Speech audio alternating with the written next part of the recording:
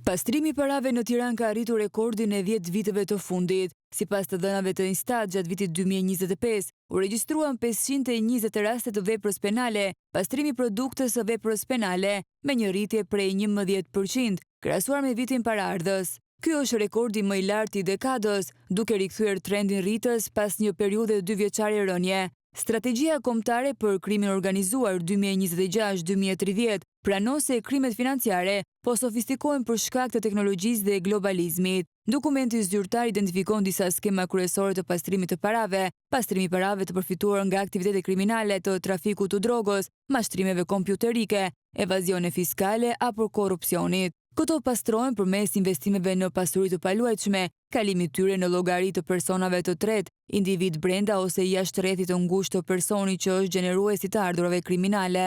Shqipëria po përballet me një intensifikim të skemave të pastrimit të parave, duke kthyer këto fenomen në një alarm serioz për stabilitetin ekonomik dhe financiar të vendit. Monitor shkruan se këto shifra lën hapësirë për tezën se pastrimi i parave mbetet i lidhur ngushtë me zhvillimin e tregut informal dhe përdorimin sidomos të pasurive të paluajtshme si instrument kryesor për futjen e këtyre parave në ekonomi.